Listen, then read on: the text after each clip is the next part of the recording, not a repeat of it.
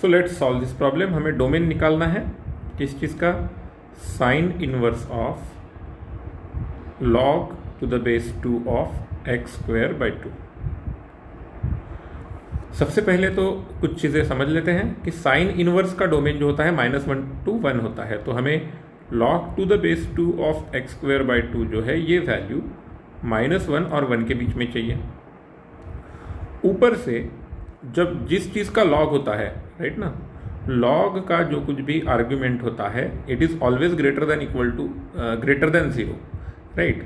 सो हमें चाहिए कि x स्क्वायर बाई 2 की वैल्यू ग्रेटर देन 0 होनी चाहिए। तो 0 नहीं हो सकती, x स्क्वायर तो हमेशा पॉजिटिव रहेगा लेकिन 0 नहीं होना चाहिए, तो x is not equal to 0 है। यह एक चीज़ हमें समझ में आ गई।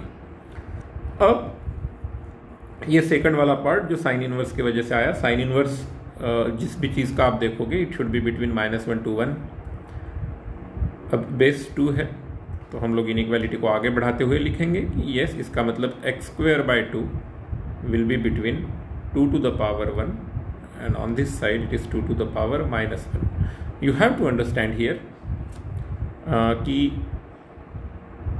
बेस ग्रेटर देन 1 होने की वजह से लेस देन इक्वल टू का लेस देन इक्वल टू रहा, अदरवाइज रिवर्स होता है, ये भी आपको मालूम होना चाहिए। So it is half less than equal to x square by 2 less than equal to 2, which is 1 less than equal to x square less than equal to 4, because we are multiplying by the positive number, तो inequality change नहीं होगी। अब जब x square की value 1 और 4 के बीच में है, राइट, तो अब हम लोग x के वैल्यूज 0 आने का तो कोई चांस रहा ही नहीं, क्योंकि x स्क्वायर का वैल्यू 1 और 4 के बीच में है। इसका मतलब x जो है या तो x की वैल्यू 1 और 4 के बीच में रहेगी, सॉरी 1 और 2 के बीच में रहेगी। So 1 less than equal to x less than equal to 2, and दूसरा पार्ट है -2 less than equal to x less than equal to -1। अब कुछ लोग यहाँ पर कंफ्यूज हो जाते हैं कि सर आपने पहले ही बताया कि स्क्वायर रूट लेते वक्त निगेटिव नहीं लेना है, यहाँ पे कैसे लिया।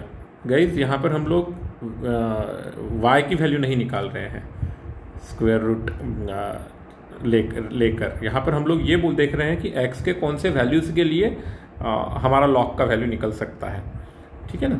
सो यहाँ पर जो आंसर आया हमारा वो है -2 to -1 union 1 to 2। I hope you have understood this. Thank you.